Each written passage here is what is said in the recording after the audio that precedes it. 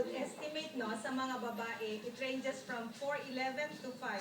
Pero more of 4'11. 4 feet, 11 inches. Di ba tangkad ka, Bert? Matangkad pa pala ako. Oo, sa lalaki. Sa lalaki, 5'4 to 5'5. Ay, 5'7 ako eh. Oy, matangkad Kasi mas pala matangkad tayo. pa pala ako. Kita mo naman yan. Pero, sinabi na nga ninyo yan yung average height. Ano ba ang mga dahilan kung bakit tayo, balik pa tayo? Okay. There are several factors. Number one, yung race natin. No? Asian. Asian compared to Caucasians, no? Mas mababa tayo in terms of height.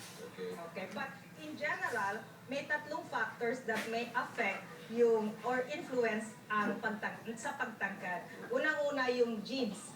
Yung heights ng parents natin really matter, no? Secondly, nutrition. Importante, nutrition and general health. And thirdly, hormones. Katulad ng nabanggit kanina, yung growth hormone. Which again is being affected by a lot of factors from the environment. So yun yung paliwanag kung bakit iba-iba po tayo. May mga pandakeko, may mga medyo May mas maliit. Aray, sakit naman ng pagdaki-echo. Ganun ano. May mas maliit. Pero meron ding matangkad. Mas Ano? pandak.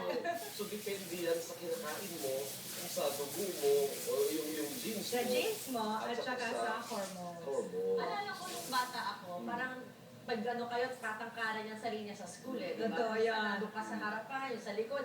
Kailan ba tayo tumatangkad? Pag sa babae, nag-start yan as early as 8 years old pa nga eh. Pero ang pinaka-peak, usually at around 11 to 13 years, kung kailan ka nagme-menstruate na. So, totoong may kaugnayan sa O kasi yan na yung pubertal spurt.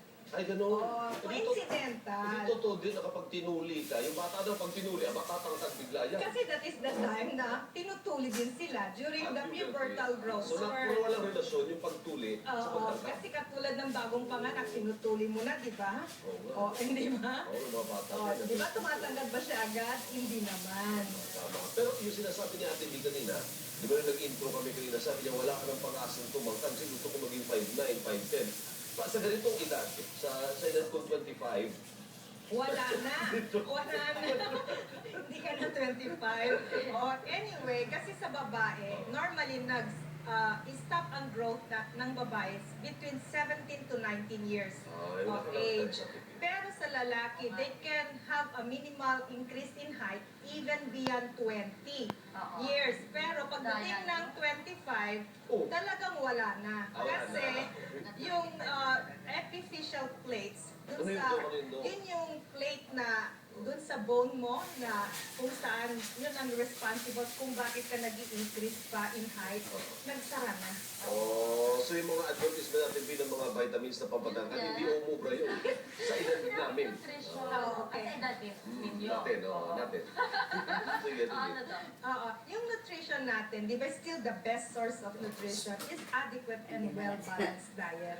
Very good. Oo, So, so ano yung kakainin ng bata para yung mataas sa calcium, kasi calcium is very important for bone development. So katulad ng gatas, keso, Oo, yun, gatas at keso.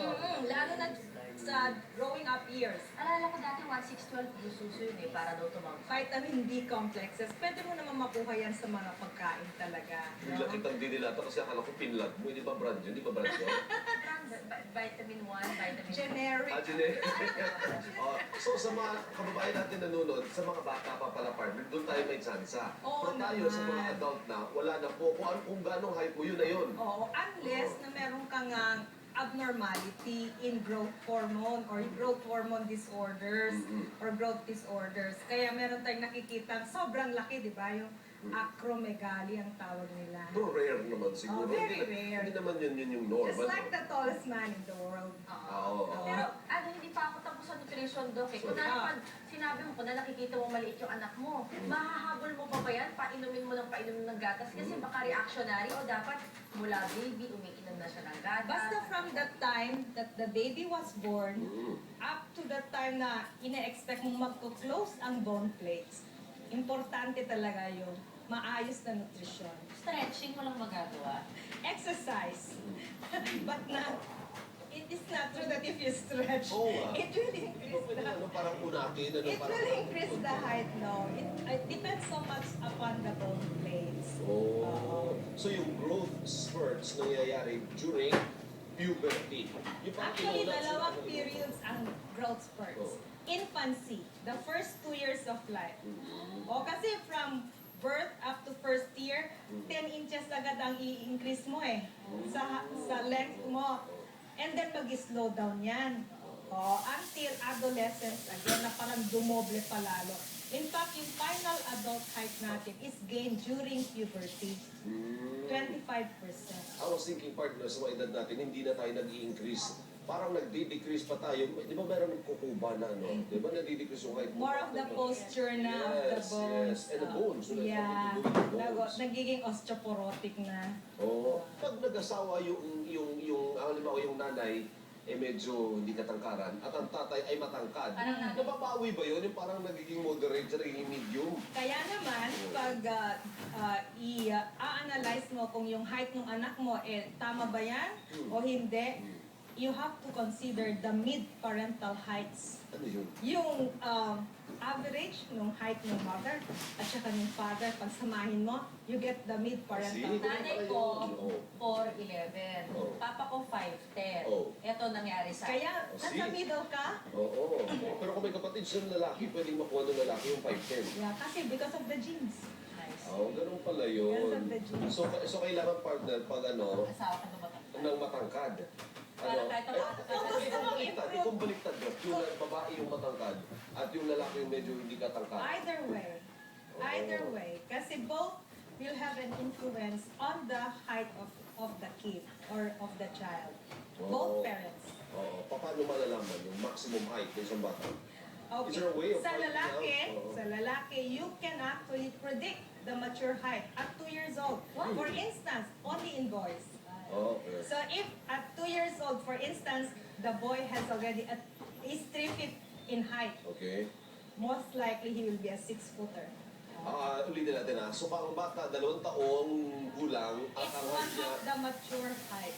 ay 3 feet na. Oo. Chances are paglaki niyan, pag mature, 6-footer yan. Yes. Oh. Only in boys. Sa lalaki yung partner. Oo. Ba't ganun mag-iiba sa babae lalaki? Kasi yung tawag dito yung pattern of growth magkaiba din. Kaya di ba sa babae, mas nauuna pa ang tumangkad ang babae, di ba? Kesa sa lalaki, it occurs 1.5 to 2 years earlier. Ang pubertal growth spurt. Laya? Kaya di ba sa umpisa, mas matatangkad ang mga babae sa school? Tapos sumahabol. Oo, lalaki. Kasi nauuna talaga ang babae. Pero nauuna din silang mag-stop growing. Oo. At karamihan sa mga matatanggat, payat. Eh, di ba meron parang ginanon lang sa partner? Parang sa kape, parang thin Oo nga, and parang- tall. Ganun pala ang Hindi inyong lang partner. pagtangkad. Kaya nagiging awkward yung body Oo. image. Oo. Sige. Ay nako, may remedyo pa ba yan? Sa amin daw wala na. O mga nanay, mga tatay, may manatiling nakatutok ay pag ano ba yung dila ako, ayaw tumubo. Ay, bakit may naisip pala ako, elevator shoes ako, mag-high heels ka. Para tumangkad pa tayo. Kasi ito na yung matangkad, artificial. Siya, pwede daan sa fashion. Ipagpapatuloy natin ang pag-uusap tungkol sa pagtangkad. At alamin po natin kung bakit nga ba maging sa magkakapamilya, tulad po ng magkakapatid, magbibinsan, may kinulang po sa sukat at may po matangkad. Kasi sabi ni Doc, something to do with genes, di ba?